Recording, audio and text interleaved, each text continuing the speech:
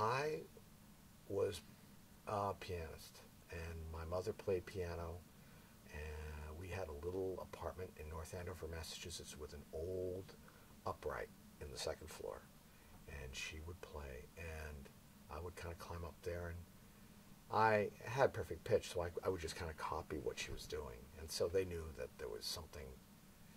That's not necessarily a guarantee of being a great musician, but it's certainly an indication of some kind of talent. My girlfriend has perfect pitch, and we did some. Of course, it's easy to do research on things like that now, and I think it's 1 out of every 10,000 people. So when we get in fights, I go, remember, we're 1 in 10,000 for each other. I'll leave that. She's beautiful, smart, and interesting, and my age. So I started messing around with it then. But my first piano lessons were at 8. I took up the clarinet in school, and I enjoyed it. But the clarinet wasn't for me. First of all, every note sounded different than what I thought it was because it's a B-flat instrument. And so I had to transpose literally to play every note. I had to go, oh, that's a C, but that's really a B-flat. Oh. And I like to play many notes at once. I hear in chords. I hear in groups of notes. I don't hear single notes as much. Playing a single note is not my idea of a good time.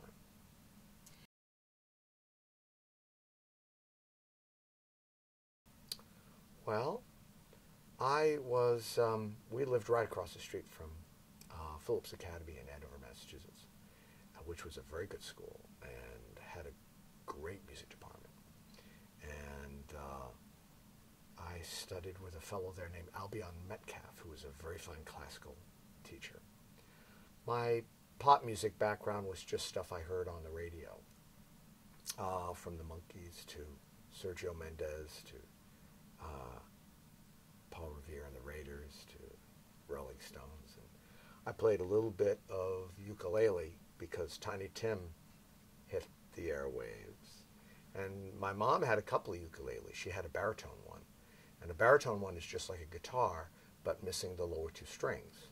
So at the age of 11, I was very comfortable playing it. So I kind of picked that up and was doing songs with friends, and also playing clarinet in the marching band. But my first real experience that led to kind of what I do now was playing the school musicals. We did a school musical every year. So I was, since I was a scholarship student, I was required to play piano for all the musicals. So it was Guys and Dolls, Kiss Me Kate, and South Pacific. So I learned all those tunes. And I didn't know much about jazz. My dad was a fan of good swing music, like Benny Goodman and Les Brown and Glenn Gray.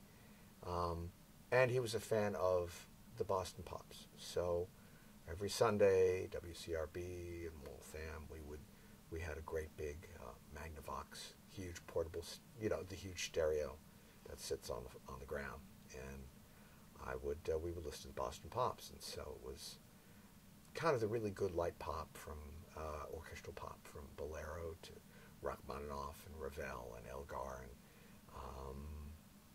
Gershwin, and so that's where my musical taste really was formed. Senior year, they started a stage band at Andover, which kind of was a pop big band. We did like Chicago and Blood, Sweat, and Tears, and I was the second string pianist. The other fellow, Tom Mitchell, was actually a pretty good jazz pianist. I really wasn't.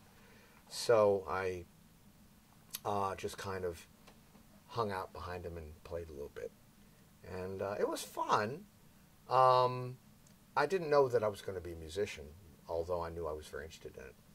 I went to Wesleyan University in Middletown, Connecticut, and it was an interesting music department, and it was creative. But there was something in me that really hungered for a certain type of structure that I wasn't finding there. And I didn't really know what my major was going to be, but I knew it was probably going to be either music or psychology. So I transferred to Duke University in the middle of my second year. Around this time, I started playing in pop bands around Boston when I was between junior and sophomore and junior years. And I was playing with a band at the Prince Spaghetti House in Saugus, Massachusetts. It's still there. It's in those Taschen books of weird buildings. It's like a low-lying kind of a building with a huge leaning tower like Pisa, in Italy, but it had pizza, you know. So it was, and that was where I learned how to play. It was my first, some of my first gigs were there. And the brother of the singer there was named Matt Zychik. Michael Zychik actually was the brother. And he said, Bill, do you like jazz? And I'm like, well, kind of. He said, you ever heard of Oscar Peterson? I said, no. And he gave me this record, Oscar Peterson, Tristeza on piano with Sam Jones and Bobby Durham. I took that album home. That was all I needed to hear. I wore it out. And from then on, it was Bill Evans and Errol Garner, Red Garland, blah, blah, blah. What can I do for this music? And what can this music do for me?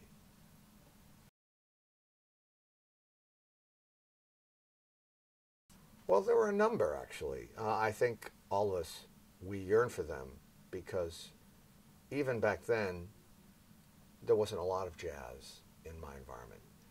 Boston was good though. My dad was kind of excited that I sort of liked his music, so we would go to the clubs in Boston. We would go to Lulu White's, and we would go to the Copley Plaza where Dave McKenna played. I started listening to him, and that was a bit later. But when I was in college, Mary Lou Williams came to Duke, and my senior year I studied with her, and of course, she was a real role model for me because she was a great pianist and a great arranger and a great composer. And I always thought I always wanted to compose, but at Duke and at most music schools at the time, a composer was someone who composed avant-garde, atonal classical music. That's changed now. Now you can write any kind of music you want in college. I think the educational system is much better now. But back then, they really did believe, and I had a theory teacher tell me this, that all the tonal music had already been composed, and that there was no, there was no room for anyone who wanted to write music except it had to be atonal or about texture or about, space, Earl Brown or, things like that. So Mary Lou showed me there was another way, and when I got to Eastman for my master's degree, the reason I really wanted to go there was not only that they had Bill Dobbins, who was a fantastic pianist and teacher, but they had the Arrangers Holiday Orchestra there, and it was a full big band with strings and French horns. And I heard them play when I was there, and boy, that was really totally turned me on. And there was a gentleman there named Dave Remington, who was one of my kind of student friends, but he was 20 years older than I was. He had played with Thad and Mel trombone in the 70s, but he was also a very good pianist. And he kind of, he would say, well, this academic thing is good, but you need to learn songs that the guys play, and you need to learn how to swing, and, not only do you need to know about, they taught us in school about Bud Powell and Bill Evans and,